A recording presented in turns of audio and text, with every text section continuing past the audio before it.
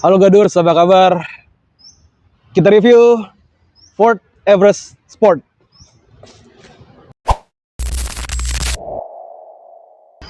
Ford Everest Sport ini merupakan varian yang lebih murah dari next gen Ford Everest. Jadi kalau di atasnya ada titanium, di bawahnya ada Sport.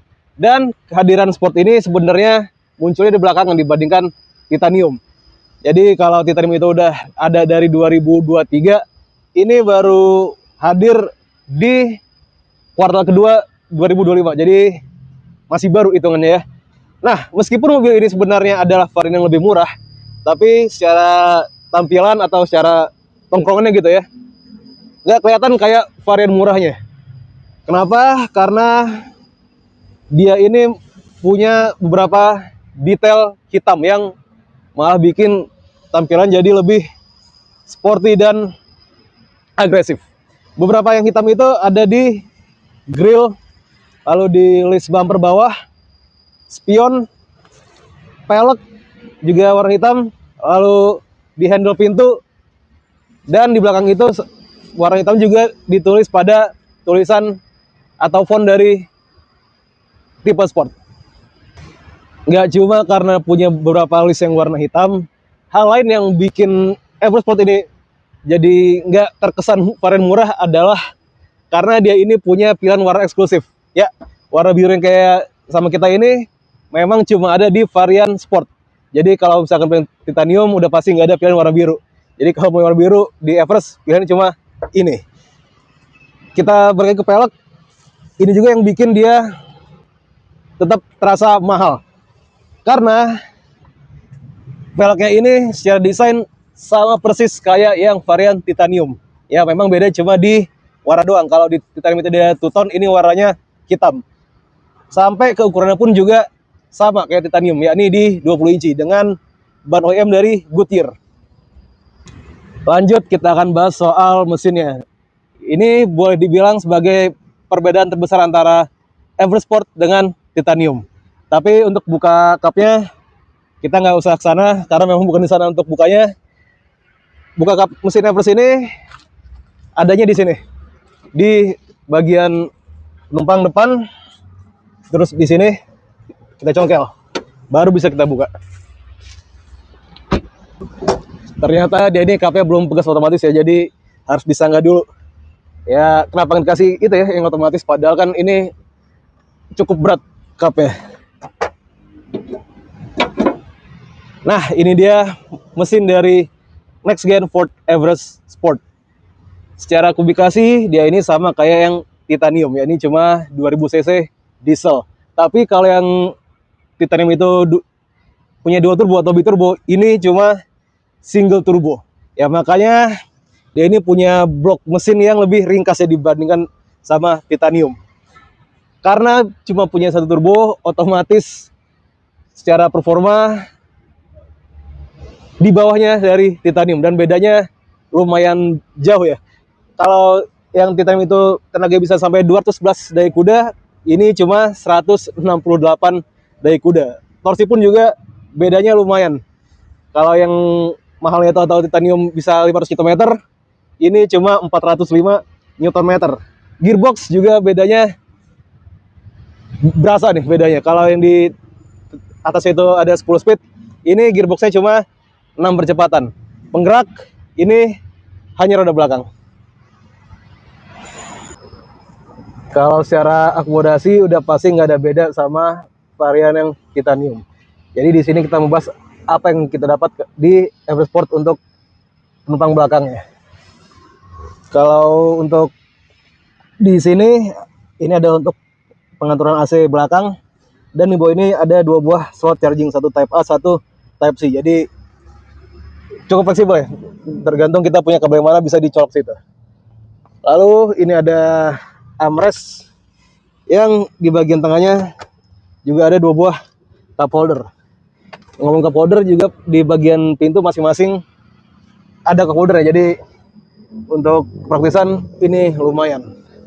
Nah, di sini di kabin Everest Sport yang paling berasa bedanya adalah dia nggak punya panoramic sunroof. Dan kami juga bingung nih, Dia ini kan nggak ada panoramic sunroof ya. Tapi kenapa malah plafonnya dibikin tetap agak turun gitu? Ya semestinya kalau emang nggak ada sunroof bisa dibikin yang lebih naik plafonnya atau dibikin flat gitu biar bisa dapat headroom yang lebih luas. Di bagian depan udah pasti kalau ngomong desain nggak ada beda sama yang varian titanium. Tapi di sini kesannya beda ya. Kalau di titanium itu dia lebih berasa mewahnya. Di sini berasa lebih elegan dan sporty karena di varian sport ini sangat dominan dengan warna hitam di kabinnya. Jadi bahkan ini ada aksen piano black yang untuk mempertegas kesan elegan tersebut.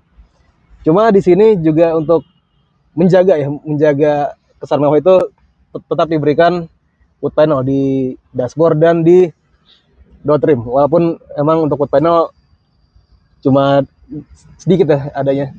Dan satu lagi pembedanya di sini dia itu nggak ada ambient light yang ada di dashboard. Jadi itu tuh yang bikin beda vibe interior ya antara yang varian sport dengan yang titanium. Sekedar tambahan juga soal kabinnya. Di sini kan tadi saya bilang dominan hitam ya. Dia ini sampai jok dan armrest juga dibikin hitam. Sementara di titanium itu dia warnanya coklat gold. Jadi itu yang bikin beda kesannya. Yang satu mewah, yang ini lebih sporty. Nah, saya juga baru ngeh nih. Ternyata di sini adalah cup holder dan itu juga ada di bagian supir. Jadi untuk masalah praktisan mobil ini memang terbilang bagus. Lanjut, bedanya di sini dengan varian titanium juga ada di model tuas transmisi. Kalau yang di titanium dia kecil, yang ala-ala mouse gitu ya bentukannya. Ini dia lebih tinggi, lebih mungkin terkesan konvensional. Cuma buat kami nggak masalah karena dengan desain begini rasanya lebih mantap dipegangnya. Terus bedanya di mana lagi? Ada di instrumen cluster. Cuma biar kelihatan kita nyalain dulu ya. Sekalian kita dengar suara mesinnya. Iya, mobil ini memang suara mesinnya halus dan santun untuk sebuah mobil diesel yang berperawakan besar kayak begini. Ya, beginilah tampilan dari instrumen cluster Ford EverSport. Memang desainnya atau layoutnya itu lebih sederhana daripada instrumen cluster di Everest Titanium. Tapi dia ini sudah full digital yang bikin aura modernnya tetap terasa. Dan di sini pun juga informasinya lengkap ya. Bisa kita lihat paling kiri itu ada temperatur mesin, di paling kanan itu ada indikator bahan bakar, lalu di layar tengah itu yang besar, di kirinya ada untuk tachometer, di kanannya temperatur oli, dan di tengah itu adalah speedometer, dan di atasnya itu ada petunjuk arah angin atau kompas. Sementara di bawah itu juga masih ada lagi beberapa informasi seperti odometer, suhu di luar, indikator posisi transmisi, dan estimasi sisa jarak tempuh. Jadi walaupun nggak sekeren dan secanggih yang titanium tampilannya, tapi dia ini masih informatif dan tetap terkesan modern dengan instrumen cluster full digital. EverSport ini juga punya beberapa pilihan mode berkendara. Cuma ya jangan harap dia ini selengkap titanium ya. Tapi yang penting dia ini punya beberapa pilihan mode berkendara. Dan untuk pemilihannya itu dari tombol yang ada di sini, kita coba aja ya. Ada apa aja mode berkendaranya. Ada normal, eco, atau whole. Oh, bahkan kalau kita mau knowing gitu ya, atau narik sesuatu kayak genset atau begitu, ini udah disiapin modenya. Sampai slippery, ini artinya untuk melewati jalan yang basah. Terus bangkai eco normal, artinya ada 4. Ya, walaupun memang nggak sebanyak dan selengkap Everest Titanium, tapi modenya ini tepat guna dan pas dengan kondisi mobilnya. Oke, sekarang saya mau ceritain soal rasa berkendara dari Ford EverSport. Tapi kita nggak sambil nyupir, kita diam aja di sini biar kita nikmatin suasana kabin dari EverSport. Mobil ini kalau kita ngomongin soal handling, ngomongin feel berkendara kayak posisi mengemudi dan sebagainya itu memang sama banget kayak yang titanium. Cuma kalau performa ya jelas beda sama titanium. Dia ini dengan tenaga yang selisih itu hampir 50 kuda, ternyata bedanya itu kadangkala nggak terasa signifikan gitu ya. Terutama kayak misalkan kita jalan di stop and go atau jalan di perkotaan itu selisih beda tenaga itu nggak terlalu berasa. Tapi kalau misalkan kita udah bawa ngebut atau kita bawa di kecepatan di atas 100 itu berasa bedanya. Kalau di titanium itu lebih gampang banget untuk mencapai kecepatan tinggi, sementara di sini ya bukan berarti loyo ya. Dia bisa lari, bisa ngebut, tenaga enak, cuma ya memang nggak seenteng dan se-effortless ngeluarin tenaganya dari yang titanium. Sekarang kita udah sampai di kesimpulan dari review next gen Ford Everest Sport. Sekarang mobil ini harganya adalah 819 juta on the road Jakarta. Dan itu lebih murah 220 juta daripada varian titanium ya. Dengan selisih harga yang banyak itu, apa alasan kita untuk pilih ini? Dengan harga yang jauh lebih murah daripada Everest titanium, kita udah dapat Ford Everest yang secara tampilan ini nggak kalah menarik daripada varian titanium ya. Bahkan mungkin sebagian orang nilai kalau mobil ini mungkin tampak lebih sporty dan menarik daripada varian titanium ya. Ya karena memang di sini di varian sport ini punya beberapa detail yang dilapis warna hitam, beda sama Everest titanium yang lebih banyak accent chrome ya. Jadi buat yang nggak suka chrome atau mungkin lebih suka tampilan yang dark, ini lebih masuk dari segi tampilannya.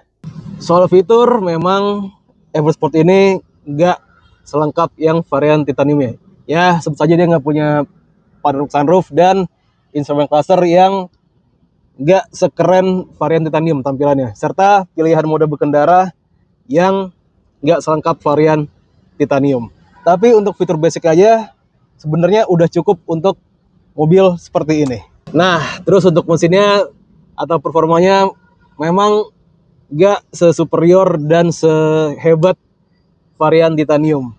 Tapi bukan berarti mobil ini lemah atau loyo gitu ya untuk tenaganya. Mobil ini tenaganya masih cukup. Dia punya keluaran tenaga yang halus, lalu juga memberikan feel berkendara yang menyenangkan untuk mobil sebesar ini, serta bahan bakar yang masih masuk akal untuk mobil sekelas ini. Jadi begitu hasil review kami mengenai next gen Ford Everest Sport. Kalau suka mohon di like, kalau ada yang ingin disampaikan, ingin dikomentari silahkan komentar, nggak usah malu-malu, silahkan komentar di kolom komentar di bawah. Jangan lupa share video ini ke semua sosial media kalian, serta yang paling penting jangan lupa juga untuk subscribe channel YouTube kami. Terima kasih udah nonton hingga akhir, dan sampai ketemu lagi di video kami selanjutnya. Sampai jumpa.